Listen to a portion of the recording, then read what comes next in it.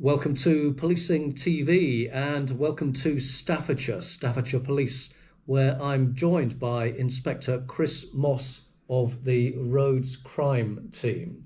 So, Chris, thank you so much for welcoming Policing TV here today. No problem. You are one of two inspectors leading on the Roads Crime Team here in Staffordshire. Correct. Tell us about the Roads Crime Team and then your own particular teams within that. Yeah, so the Road Crime Team is relatively new to Staffordshire.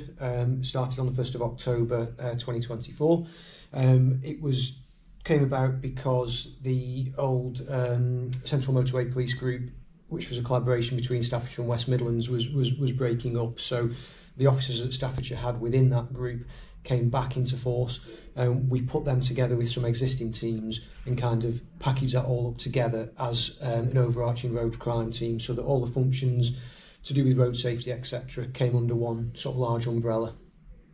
And so that's how the Roads Crime Team here was formed. Yes. What's the duties of the team as a whole, and then your own particular section of that team? So the team as a whole is all based all around road safety and each element of that. So our key sort of aims and objectives would be to make the roads as safe as possible, to reduce the number of people killed or seriously injured on the roads, to target those motorists who cause harm to other road users, including commercial vehicles, and to make sure that the roads can function as properly as possible to benefit the local economy and the wider economy, because we've got the M6 that runs straight through as well, through Staffordshire. So we've got a dedicated 24/7 roads policing team under the road crime umbrella who cover the strategic road network, targeting those drivers, making sure the roads are safe and flowing, etc. We've got lots of other functions that come under that umbrella, as I said. So we've also got a bespoke road harm team, which is a sergeant and 6 PCs. They're all trained to ride motorbikes. Some of them ride off-road bikes as well, so that we can target antisocial use of green spaces.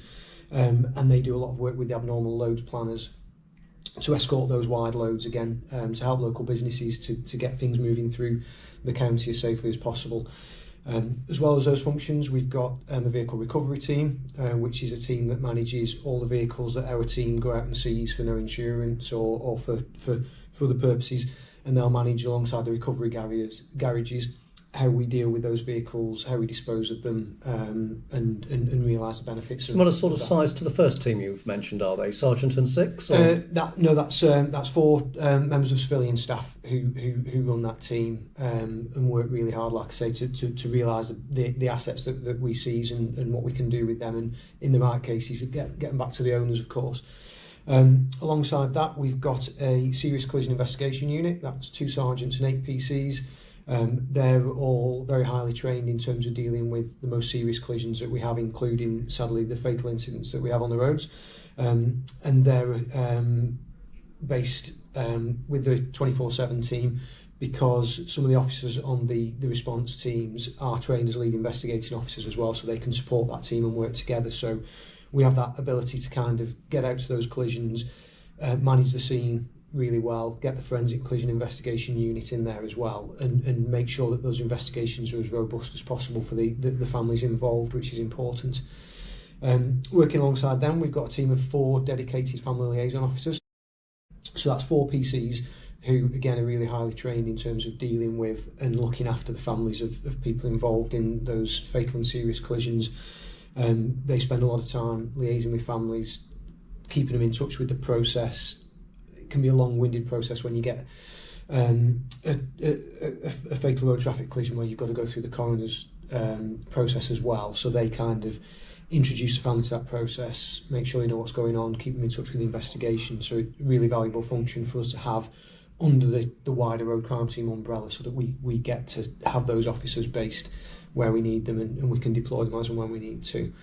And then we're lucky enough, the final part of the jigsaw for us really is we've got 2 intelligence officers, which we haven't had before, but because we've got those 2 officers dedicated to providing our briefings, we've got the ability to task our team with whatever we need them to do. The intelligence officers will do the planning for it, and then they'll send through the intelligence on a morning or evening briefing to the team, and they can go out and really what we're saying to our officers is, here's the information you need to target this particular problem or this particular person or area, and it's all there on a plate for you. So all they have to do is go out and find the offending vehicle or the offending driver, etc., and target that particular problem, which is great. The name of the team rather gives away the purpose of the team, Roads Crime Team. Yeah. So it's focusing on crimes that take place on the roads here in Staffordshire. It is really, to a large extent, recognising still that it's not just road crime. We have got the smaller road harm team, but the 4 shifts at work 24/7 covering the road network, they're not just targeting crime, they're targeting dangerous driving or driving that can cause issues. So last week was a good example. We had the Safer Lanes national campaign. So we were looking at, mostly on the M6, but also on some of the A roads, those drivers who drive in the middle lane at sort of 65 miles an hour, causing traffic to move across, causing traffic to back up, generally causing a danger. So we stopped several hundred vehicles who were displaying that behaviour. Most of that was around education for the drivers.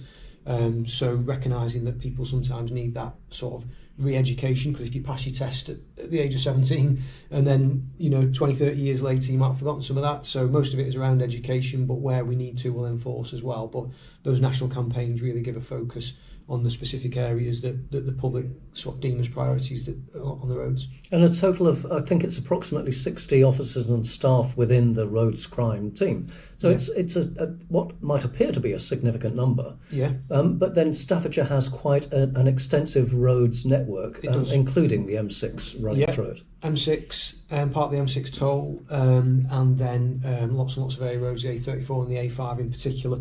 So yeah, we've got large stretches of road that need to be policed. I think people would recognise that in previous years the investment in road policing hasn't perhaps been where we would want it to be.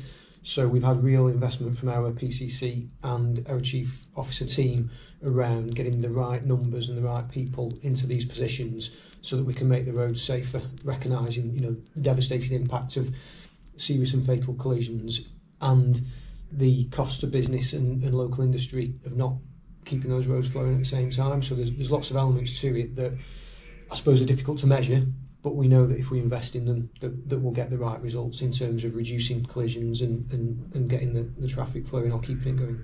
One of the recent campaigns you've been running is Operation Lightning, Yes. which extends beyond the roads crime team. Maybe tell us about that.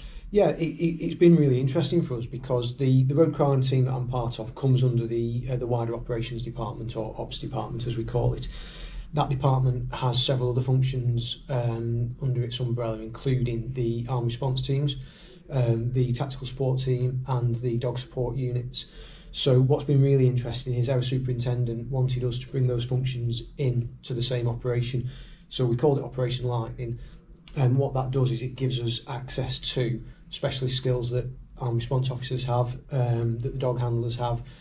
So they will come out on the tasking that we have, and they'll target the same locations for the same reasons that we do. And what that enables us to do really is it gives us more cars on the road, and it gives us that backup and support ready when we need it. So for tactics like TPAC, etc., where you might need 3 or 4 vehicles, the armed response team helping out with that gives us those numbers and gives us those extra sort of pairs of eyes and focus in the right areas. So the locations that you choose for Operation Lightning presumably are informed by your intelligence officers. Yeah, that's right. And then, so how does it progress from the identification by the intelligence officers through to this multi-department involvement? Yeah, it's really interesting. We're really lucky to have that function really. So it comes in 2 ways. One will be that one of the local policing teams. So we've got 10 local policing teams in Staffordshire.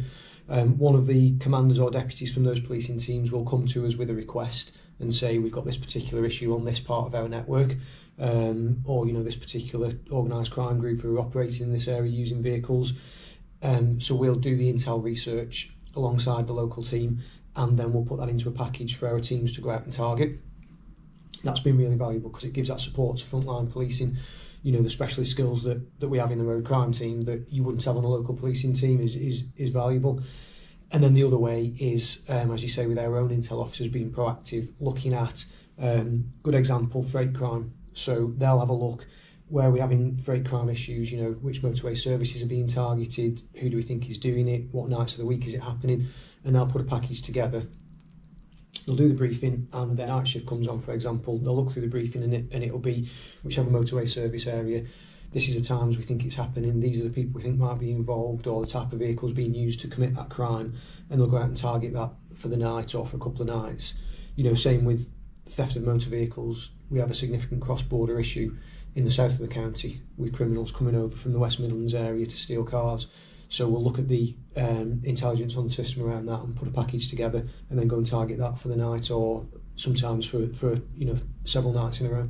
So will Operation Lightning have a limited lifespan, or is it something that you'll see continuing? That's our basically Operation Lightning is what we badge our sort of daily business, our business as usual. So that's when we say Operation Lightning, it's kind of an open-ended. It's just what we use to put our figures out there, and the hashtags of social media is something that the public can identify with and understand what we're doing. You mentioned the social media. You've used an infographic recently that displays some of the successes of Operation Lightning, and we'll be sure to share that as well. Fantastic. It's been fascinating being here this morning with you, Chris. Also with your colleagues who've given Policing TV an opportunity to see. Yeah, go out and about and get out and about on the motorway, see you in action. And we're publishing that video. We'll publish that video around the same time as this particular video. But for the time being, Chris, thank you for that insight into the roads crime team here in Staffordshire Police. You're welcome. Thank you very much.